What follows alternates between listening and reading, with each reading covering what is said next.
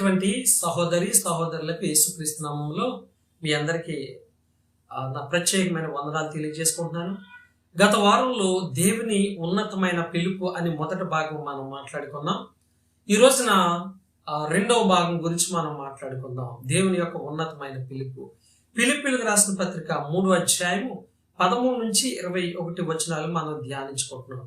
అయితే మొదటగా 13, 14 వచనాలు మనం ధ్యానించుకుందాం. ఈ రోజున 15వ వచనాన్ని మనం ధ్యానించుకుందాం. సో బైబిల్ ప్రతి ఒక్కరు తెరిచి దేవుని యొక్క ఉన్నతమైన పిలుపు, అసలు ఆ పిలుపుకు లోబడి ఒక విశ్వాసగా మనం ఎలా జీవించాలి. అయితే గత వారంలో మనం మాట్లాడుకుంటున్నట్టు మరి పౌలు గారు గురి యొద్దకు పరిగెడుతున్నాను అంటున్నాడు, బహుమతి కొరకు పరిగెడుతున్నాను అంటున్నాడు. అలాగే మరి మోసే గారు కూడా మరి ఆ బహుమానం కొరకు ఎదురు చూస్తూ ఉన్నాను అని చెప్తూ ఉన్నాడు. చాలా చక్కటి విషయాలు మనం గత వారంలో మాట్లాడుకున్నాం. ఈ రోజున మరికొన్ని విషయాలు మనం ధ్యానించుకుందాం.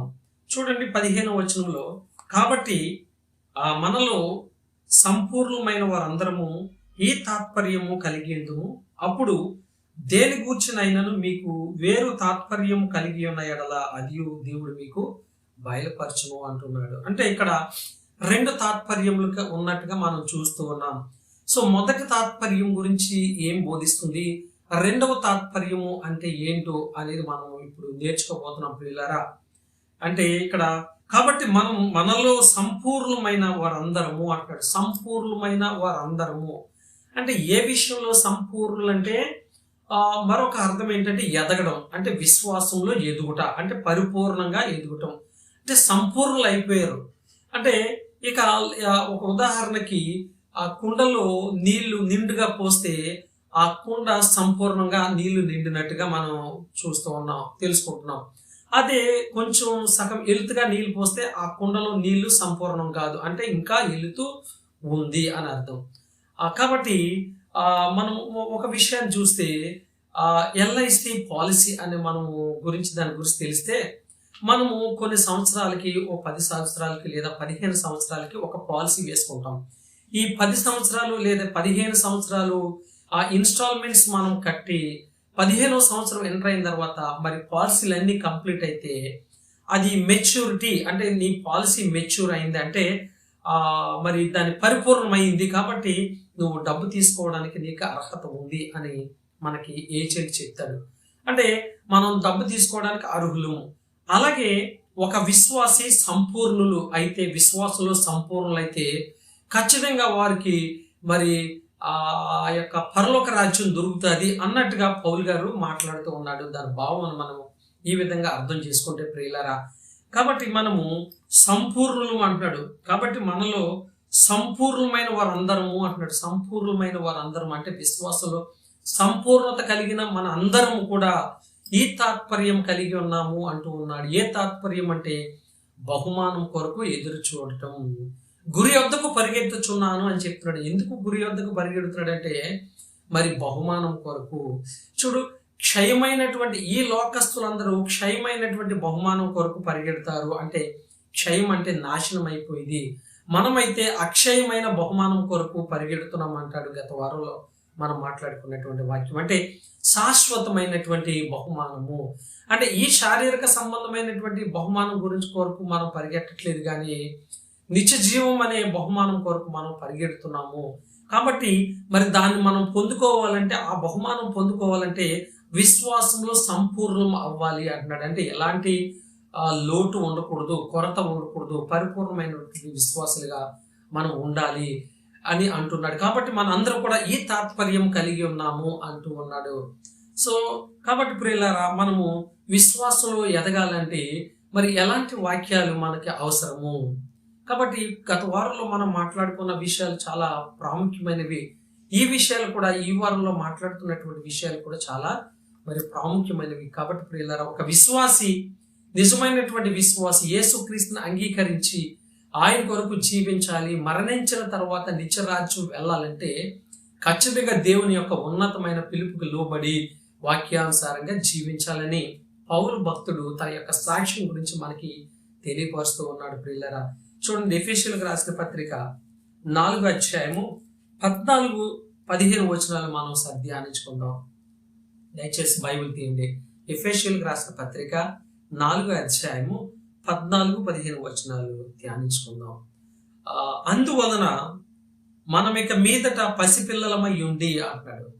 అంటే మనం ఇక మీదట పసిపిల్లలమై ఉండాలి అంటూ ఉన్నాడు. మొట్టమొదటిగా పసిపిల్లలమై ఉండి అంటే మనము ఒక విశ్వాసిగా పరిపూర్ణత సాధించినప్పుడు మన యొక్క జీవితం ఎలా ఉండాలంటే, మన లైఫ్ స్టైల్ ఎలా ఉండాలంటే చిన్న పిల్లాడిలా ఉండాలి అంటాడు. ఎందుకు చిన్న పిల్లాడిలాగా ఉండాలి అని మాట్లాడుకుంటే, పసిపిల్లలకి మరి ఎలాంటి మంచి చెడు అనే మరి విషయాలు వాళ్ళకి తెలియవు. చెడేదో మంచేదో వాళ్ళకి తెలియదు. అసూయ అంటే తెలియదు, పగ అంటే తెలియదు, ద్వేషం అంటే తెలియదు. సో అందరి పట్ల చాలా ప్రేమ కలిగి ఉంటారు, మంచి ఐక్యత కలిగి ఉంటారు అని చిన్న పిల్లలు మనస్తత్వం కలిగి ఉండాలి అంటాడు. యేసయ్య అంటాడు, ఈ చిన్న పిల్లలను చూపించి ఇలాంటి వారిదే పరలోక రాజ్యం అంటాడు. అంటే చిన్న పిల్లలు మనస్తత్వం ప్రతి క్రైస్తవుడు కలిగి ఉండాలి. సో మనలో ఉన్న పాత జీవితము, అసూయ, ద్వేషము, పగ, మరి కక్ష, అలాంటివన్నీ కూడా మనము విడిచిపెడితేనే సంపూర్ణము, విశ్వాసంలో సంపూర్ణము. అందుకనే ఇక్కడ పౌలు గారు ఏమంటాడంటే, అందువలన మనం ఇక మీదట పసిపిల్లలమై ఉండి మనుషులు మాయోపాయముల చేత వంచనతోనూ తప్పు మార్గమునకు లాగు కుయుక్తితోనూ అంటున్నాడు. వంచన అంటే మోసం. ఈ రోజున అంత వంచనే, ప్రపంచంలో చూస్తే అంత వంచనే, మోసమే జరుగుతుంది ప్రియులారా. అందులో మరి క్రైస్తవులు ఉన్నారు, హిందువులు ఉన్నారు, ముస్లింలు ఉన్నారు, అందరూ ఉంటున్నారు. అన్ని మతస్థులు ఇక్కడ మనం చూస్తున్న ప్రపంచం అలా అయిపోయింది. కాబట్టి విశ్వాసులుగా యేసుక్రీస్తుని అంగీకరించినటువంటి మనము సో ఇలాంటి క్యారెక్టర్స్ మనకి ఉండకూడదు అంటూ ఉన్నాడు. ఏంటంటే మనుషులు మాయోపాయములు అంటే ఉపయోగకరమైనటువంటి ఉపాయాలు ఉండాలి, కానీ మాయ చేసే ఉపాయాలు ఇవ్వకూడదు. ఇలాంటి మోసాలు ఎన్నో ఈ లోకంలో చూస్తూ ఉన్నాం. కాబట్టి మాయోపముల చేత వంచన అంటే మోసంతోనూ, తర్వాత తప్పు మార్గమునకు లాగు కుయుక్తితోనూ, తప్పు మార్గములు అంటే తప్పుడు మార్గంలో నడిపించేస్తారు. మాయోపాయం చేత మాయ మాటలు చెప్పి వంచనతో, కుయుక్తి అంటే యుక్తిగా జీవించమని మనం బోధించాలి తప్ప కుయుక్తితో జీవించాలని మనము బోధించకూడదు. కుయుక్తి అనేది మరి అన్య జనులకు అంటే విశ్వాసులకు ఆ క్యారెక్టర్ పనిచేయదు. కాబట్టి ప్రియులారా, యుక్తిగా మరి బ్రతకవలసినటువంటి మనము కుయుక్తితో బ్రతుకుచున్నాము. సో అవన్నీ కూడా మనం విడిచిపెట్టాలి. చంటి పిల్లలకు ఎలాంటి కుయుక్తి మనసు ఉండదు, వంచన అంటే తెలీదు, మోసం అంటే తెలీదు అని. కాబట్టి మనం చిన్న పిల్లల్లాగా ఉండాలి అని చెప్తూ ఉన్నాడు ప్రియులారా. ఇంకా కొన్ని విషయాలు చూస్తే, గాలికి కొట్టుకుని పోవునట్లు కల్పింపబడిన ప్రతి ఉపదేశమునకు అటు ఇటు కొట్టుకుని పోవు ఆ అలల చేత ఎగురగొట్టబడిన వారుమై నట్లుండక అంటున్నాడు. మరొక విషయం ఏంటంటే, గాలికి కొట్టుకుని పోవునట్లు కల్పింపబడిన ప్రతి ఉపదేశమునకు, ప్రతి ఉపదేశము వినకండి. గాలికి కొట్టుకుపోనట్లు ప్రతి ఉపదేశం మీరు వినకండి. ఎందుకంటే ఆ యొక్క ఉపదేశాల్లో స్థిరత్వం ఉండదు. గాలి ఎట్టేస్తే అటు వీస్తుంది. కాబట్టి అలాంటి ఉపదేశాలు వినకండి అని చెప్తున్నాడు. ఇప్పుడు ఏదైనా సందర్భం, సిచ్యువేషన్ జరిగిందనుకో, ఇప్పుడు ఇజ్రాయెల్ దేశం మరి పాలస్తీనా మీద యుద్ధం చేస్తుంది, దాని మీద బోధనలు. అంటే ఈ యొక్క జీవితాన్ని మార్చవలసినటువంటి మనము ఈ ట్రెండింగ్ వీడియోస్ చేస్తున్నాం. ఈ ప్రెసెంట్ మనం ఏం మాట్లాడుతున్నామంటే ఆ యొక్క సందర్భాన్ని బట్టి మనం మాట్లాడుతున్నాం తప్ప, అంటే గాలి ఎట్టేస్తే అటే ప్రసంగాలు. అసలు దేవుని ఉన్నతమైన పిలుపు ఏంటో కూడా తెలియనటువంటి దుస్థితిలో ఈ రోజున సేవకులు ఉన్నారు, విశ్వాసులు ఉన్నారు. కాబట్టి గాలికి గాలికి కొట్టుకొని పోవునట్లు కల్పింపబడిన ప్రతి ఉపదేశమునకు అటు ఇటు కొట్టుకుని పోవు అలలు చేత ఎగరగొట్టబడిన వారమై ఉన్నట్లుండక అన్నాడు. అంటే ఏది చెప్తే అది నమ్మకండి, స్థిరులుగా ఉండండి వాక్యంలో కూడా అంటూ ఉన్నాడు ప్రియులరా. ఇంకా అద్భుతమైన విషయాలు, ఎలాంటి వాక్యాలు మనం వినాలి అనేవి ఇంకా ముందు మనం మాట్లాడుకోబోతున్నాం ప్రియులరా. సో కాబట్టి మనం స్థిరమైనటువంటి వాక్యోపదేశాలు వింటూ ఉండాలి. ఆ స్థిరమైనవి ఏంటంటే దేవుని ఉన్నతమైన పిలుపుకు లోబడి ఎలా జీవించాలి, గురి యొద్దకు మనం ఎలా పరిగెట్టాలి, ఆ బహుమానం మనం ఎలా పొందుకోవాలో అని పౌలు గారు చెప్తున్నట్లుగా మనం కూడా ఆ విధంగా నడుచుకోవాలి ప్రియులారా. అంతేగాని రకరకాల బోధలకు మీరు లోబడిపోకండి, వినకండి. సో గాలి ఎట్టేస్తే అటు మాట్లాడుతూ ఉంటారు, అలాంటి బోధలు మీరు వినకండి అన్నాడు. అంటే సముద్రంలో అలలు చూడండి, కెరటాలు, టైడల్ వేవ్స్ అంటే పెద్ద పెద్ద కెరటాలు వస్తాయి. అవి మరి ఒడ్డుకి వేగంగా వస్తాయి, మరలా వెనక్కి వెళ్ళిపోతాయి. సో ఆ కెరటాల్లో మనం ఉన్నప్పుడు ఆ వేగంగా వచ్చే కెరటాలకి మనం ఒడ్డుకు వస్తాం, మరలా ఆ కెరటం వెళ్ళిపోయినప్పుడు లోపలికి వెళ్ళిపోతాం. అంటే మనం అలాంటి ఆ కెరటాలాగా ఉండకండి, మీరు అలాంటి బోధనలకు మీరు లోబడకండి అని స్థిరమైనట్లుగా ఉండండి అని చెప్తూ ఉన్నాడు. ఎగరగొట్టబడిన వారమై ఉన్నట్లు ఉండక, ఎగిరిపోయినట్లు గాలి వస్తే ఎగిరిపోయినట్లుగా మనం ఉండకూడదు. స్థిరమైనటువంటి విశ్వాసులుగా, పరిపూర్ణమైనటువంటి విశ్వాసులు మీరు ఎదగండి అని చెప్తూ ఉన్నాడు. కాబట్టి ప్రియులారా, అయితే ఇక్కడ 15వ మాట చూస్తే, ప్రేమ కలిగి సత్యము చెప్పుచు క్రీస్తు వలె ఉండుటకు మనం అన్ని విషయములలో ఎదుగుదుము అంటాడు. ప్రేమ కలిగి సత్యము చెప్పుచు, చూసారా, ప్రేమ కలిగి సత్యం మాత్రమే చెప్పాలి, క్రీస్తు వలె ఉండుటకు మనం అన్ని విషయములలో ఎదుగుదుము అంటాడు. క్రీస్తులా మనం ఉండాలి అంట, క్రీస్తులా ఉండటకు మనము అన్ని విషయములలో ఎదగాలి అంటూ అన్నాడు. చాలా అద్భుతం కదా. మరి క్రీస్తులా ఎదగాలంటే మరి క్రీస్తు ఈ భూలోకం మీద ఎలా జీవించాడో మనకు తెలియాలి కదా. ఆయన ఎంత సత్యాన్ని బోధించాడో మనకు తెలియాలి కదా. ఎస్, ఆయన చెప్పిన బోధలు ఎంత కఠినంగా ఉండేవి చూసారా. పరలోక రాజ్యానికి ఇశ్రాయేలు ప్రజలు చేర్చాలని యేసుక్రీస్తు ఎంతో మరి వాళ్ళు ఖండించి బోధించి బుద్ధి చెప్పాడు. అయినప్పుడు కూడా వారు వినలేదు. చాలా కఠినమైన బోధలు ఆయన చెప్పాడు. కానీ ఈ రోజున మరి అలాంటి బోధలు మనం వింటున్నామా?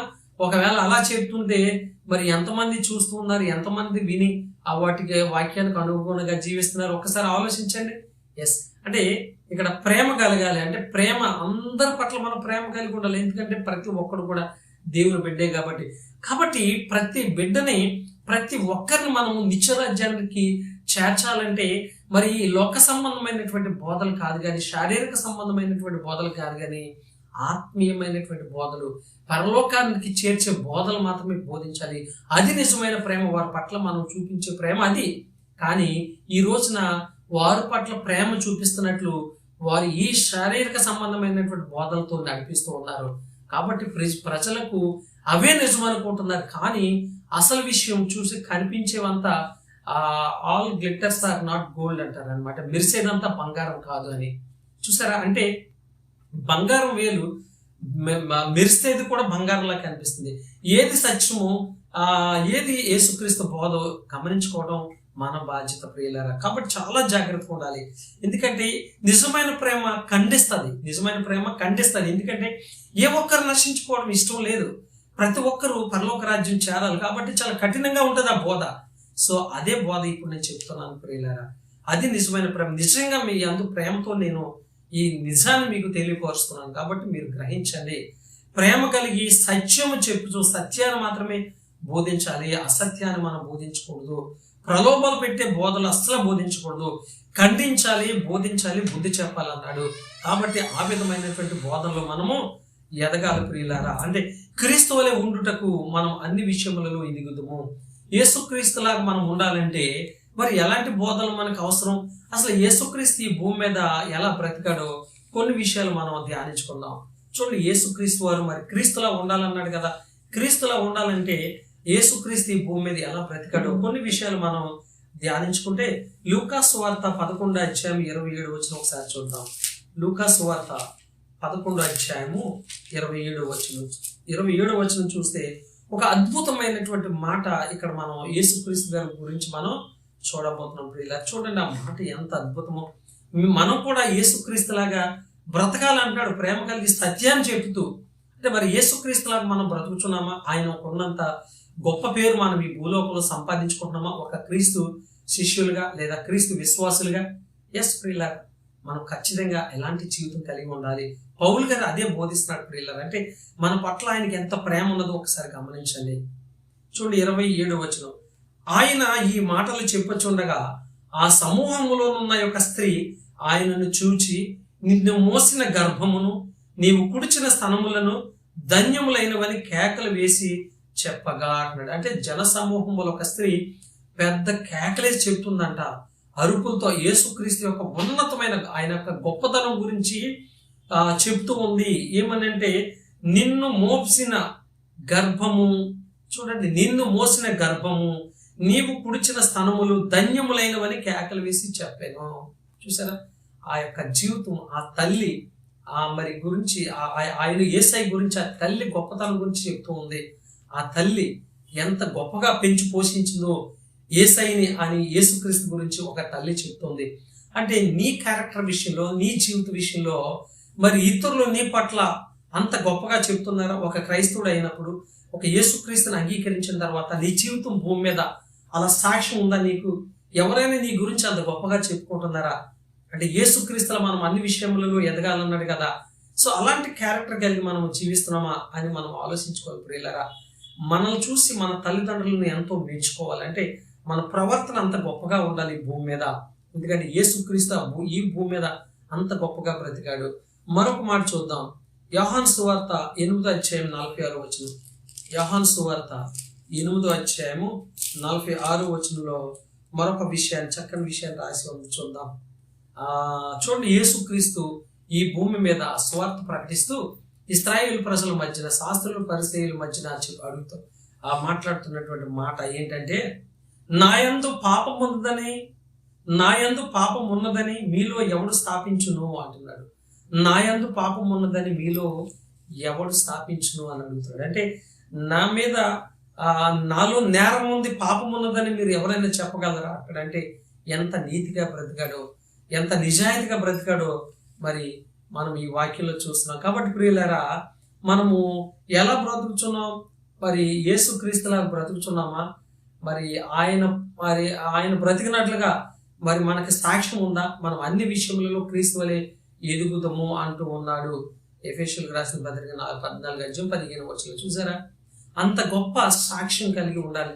అంటే ఇలాగూ మనము వాక్య ప్రకారంగా జీవిస్తే మనము విశ్వాసులుగా సంపూర్ణం అవుతాం, లేదంటే అసంపూర్ణులుగానే మనము ఉంటాం. చాలా జాగ్రత్తగా ఉండాలి ప్రియులారా. కాబట్టి మరొక మాట విషయం చూస్తే ముందుకెళ్తాం. మనము కొలస్సీలకు రాసిన పత్రిక 4వ అధ్యాయము 12వ వచనం ధ్యానించుకుందాం. చూడండి, 4వ అధ్యాయం 12వ వచనం, కొలస్సీలకు రాసిన పత్రిక.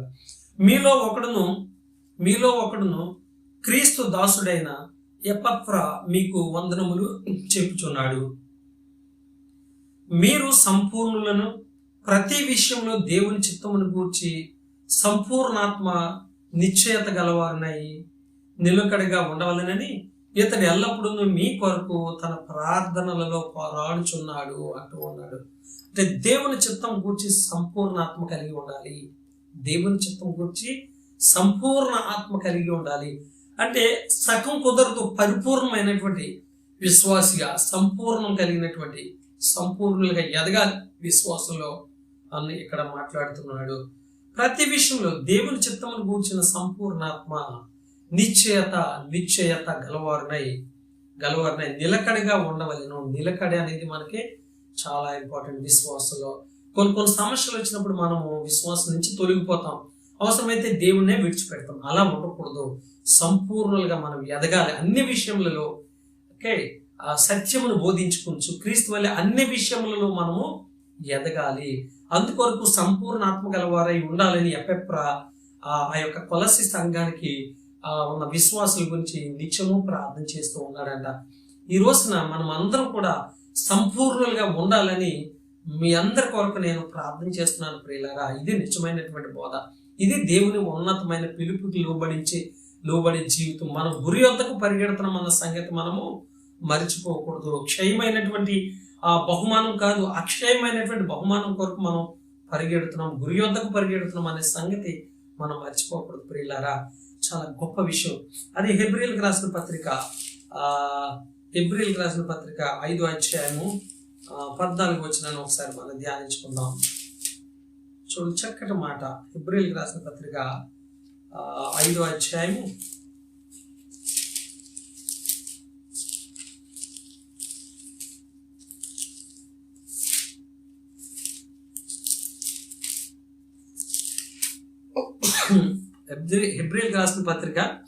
5వ అధ్యాయం 14వ వచనంలో చూస్తే, వయసు వచ్చిన వారు అనగా ఇక్కడ వయసు వచ్చిన వారు అంటే పరిపూర్ణులు.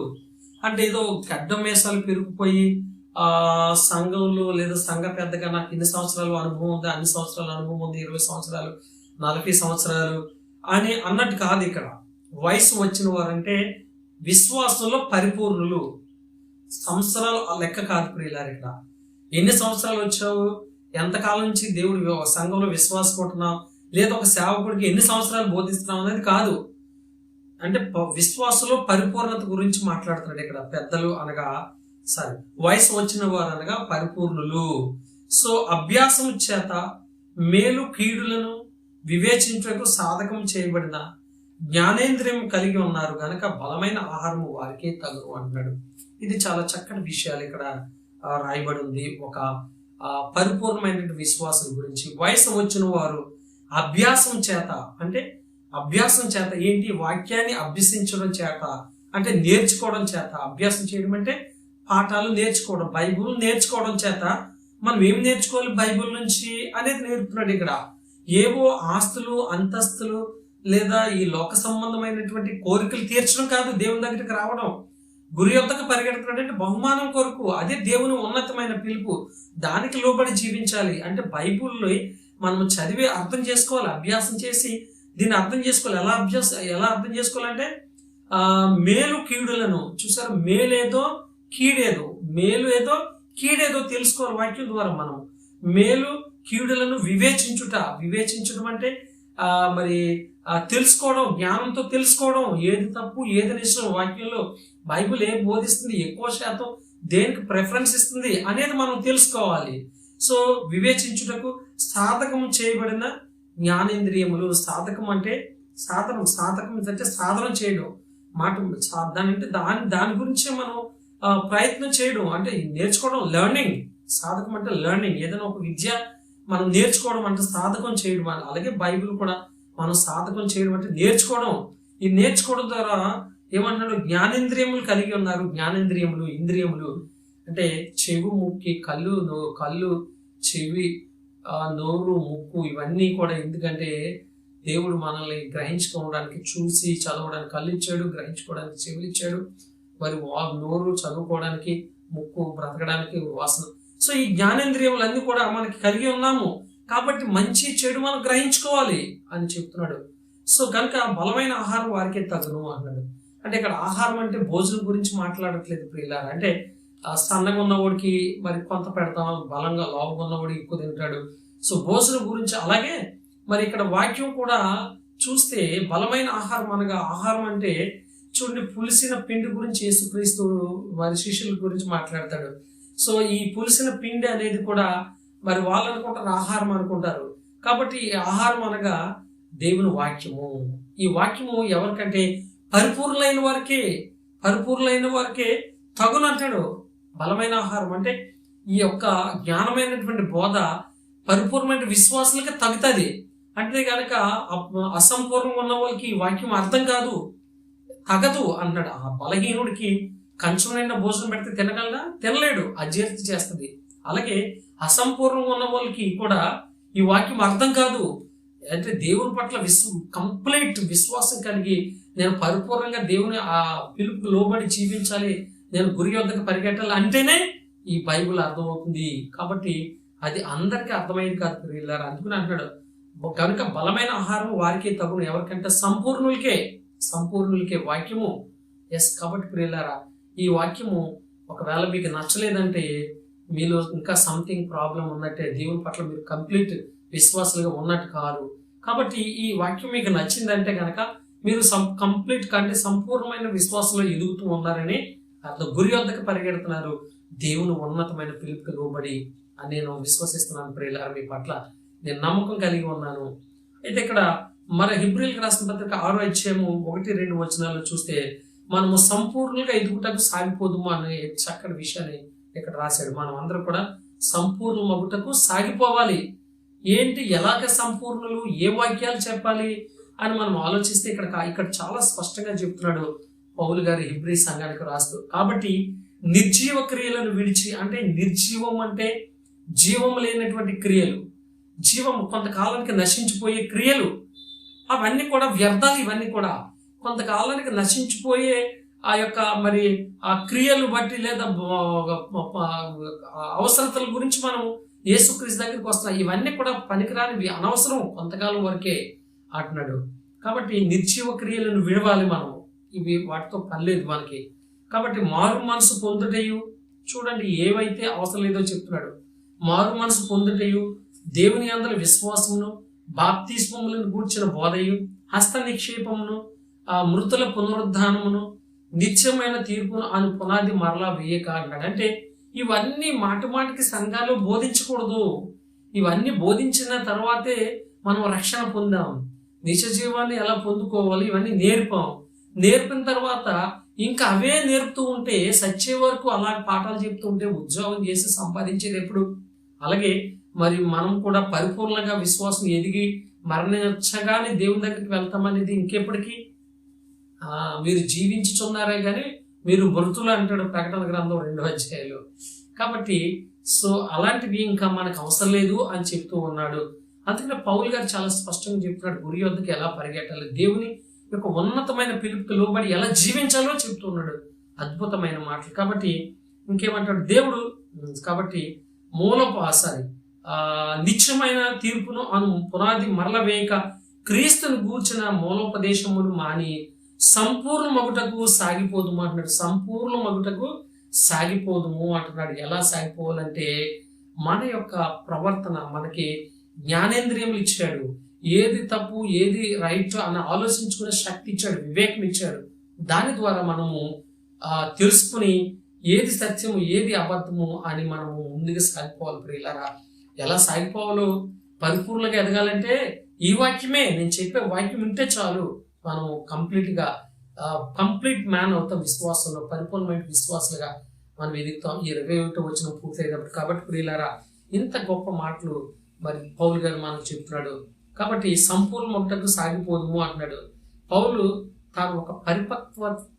గారు తన యొక్క ఒక పరిపక్వత చెందినటువంటి, మెచ్యూరిటీ చెందినటువంటి విశ్వాసగా మాట్లాడుతున్నాడు. ఈ రోజున మనము మరి అలాంటి పరిపక్వత చెందినటువంటి విశ్వాసులుగా ఉన్నామా? అంటే పరిపూర్ణులుగా విశ్వాసంలో ఉన్నామా? లేదా ఒకవేళ మనం ఇంకా మన విశ్వాస జీవితంలో వెనుకబడిపోతే, ఇంకా ఈ లోకానుసారంగా మనం జీవిస్తే, వెంటనే ఈ వాక్యం విని మీ జీవితాలు మార్చుకోండి ప్రియులారా. మీ కుటుంబాన్ని మార్చుకోండి, మీ బంధువులు మార్చుకోండి, మీ స్నేహితులు మార్చుకోండి. ఇదిగో ఈ యొక్క వాక్యం మీ ఫ్రెండ్స్, మీ కుటుంబాలకి షేర్ చేసి ఈ అద్భుతమైనటువంటి వాక్యం వినండి ప్రియులారా. ఇలాంటి మాటలు మనం వినాలంటే చాలా అరుదుగా ఈ దినాల్లో మనం వింటూ ఉన్నాం. అయితే ఇంకేమంటాడంటే చూడండి, ఫిలిప్పీలకు రాసిన పత్రిక 3వ అధ్యాయము మరి 15వ వచనంలో మరొక మాట రాయబడింది. ఏమంటాడు? కాబట్టి మనలో సంపూర్ణమైన వారందరము ఈ తాత్పర్యమే కలిగి ఉన్నాము. ఏ తాత్పర్యం అంటే ఆయన పిలుపుకు లోబడి గురి యొద్దకు మనం బహుమతి కొరకు పరిగెడుతున్నాము. అప్పుడు దేని గూర్చి అయినను మీకు వేరు తాత్పర్యం కలిగి ఉన్న ఎడల అదియు దేవుడు మీకు బయలుపరచును అంటాడంటే వేరే తాత్పర్యము కలిగి ఉన్నారంట. సో అలాంటి తాత్పర్యము నాకు లేదు, నాకు దేవుడు కళ్ళు తెరిపించాడు కాబట్టి నేను గురి యొద్దకు పరిగెడుతున్నాను అని పౌలు చెప్తున్నాడు. కానీ చాలా మందికి వేరే తాత్పర్యం కలిగి ఉందంట, దేవుని దగ్గరికి వేరొక మరి అర్థం కలిగి వస్తూ ఉన్నారు.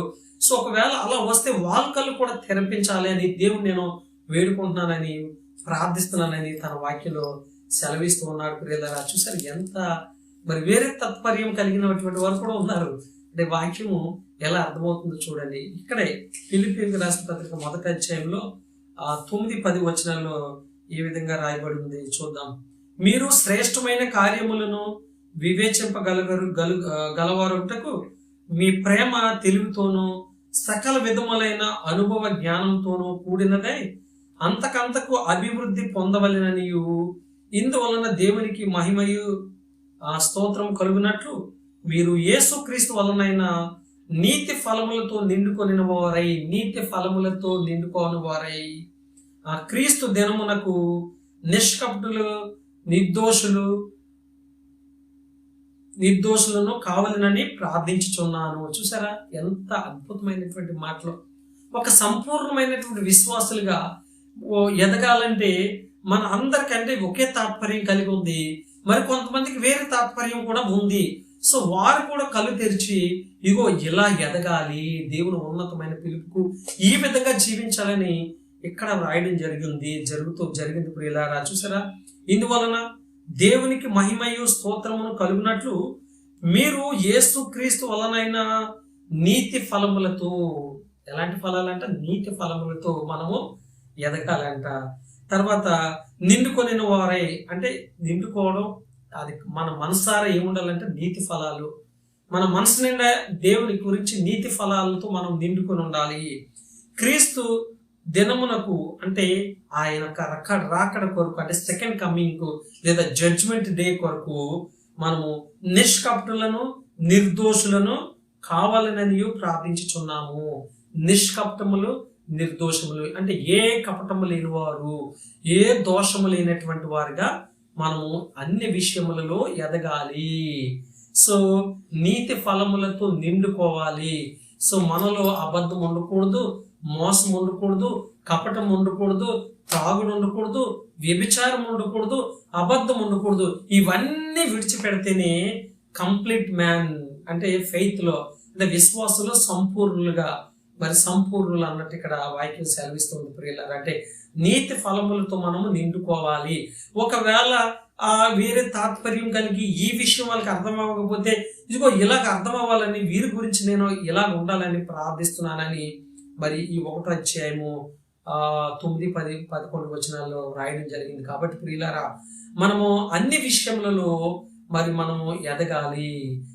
ఎలాగంటే నిష్కపటంగా ఉండాలి, తర్వాత నిర్దోషులుగా ఉండాలి అని వాక్యం సెలవిస్తూ ఉంది ప్రియులారా. ఎంత గొప్ప విషయాలు మరి నేర్పుతూ ఉన్నాడు. మరి ఇలాంటి విషయాల్లో మనం మరి దేవుని ఉన్నతమైన పిలుపుకు లోబడి సో ఇలా జీవిస్తున్నామా, క్రీస్తులాగా జీవిస్తున్నామా, లేదా సత్యాన్ని బోధించుకుంటూ క్రీస్తు వలె అన్ని విషయములలో ఎదుగుతున్నామా, లేదా మందిరానికి వెలుచు ఇలాంటి విషయాలు మనము ఎదుగుదల లేకపోతే మందిరానికి వెళ్ళినా ఉపయోగం లేదు, వెళ్ళకపోయినా పర్వాలేదు, వెళ్ళినా ఉపయోగం లేదు, వెళ్ళకపోయినా పర్వాలేదు, మనకి నష్టం. కాబట్టి ప్రియులారా, మనం అన్ని విషయములలో ఎదుగుదాం. అందుకని మరి ఇక్కడ నీతి ఫలాలు అన్నాడు కాబట్టి ఆత్మ ఫలాలుగా మనం ఒకసారి చూస్తే గలతీకి రాసిన పత్రిక 5వ అధ్యాయము 22వ వచనంలో, ఇదిగో ఈ ఫలాలలో మనము ఈ భూలోకలు ఎదిగితే పరలోక రాజ్యంలో సకల ఐశ్వర్యంతో దేవుడు మనల్ని ఆశీర్వదిస్తాడు. కానీ ఈ భూ సంబంధమైనటువంటి మరి ఈ ఆస్తుల గురించి మనం ఆలోచించకూడదు ప్రియులారా. చూసారా, గలతీలకు రాసిన పత్రిక 5వ అధ్యాయం 22వ వచనంలో ఆత్మ ఫలాలు 9, శరీర కార్యములు 15, అవి విడిచిపెట్టి ఆత్మ ఫలాలు మనం సంపాదించుకోవాలి ఈ భూమి మీద.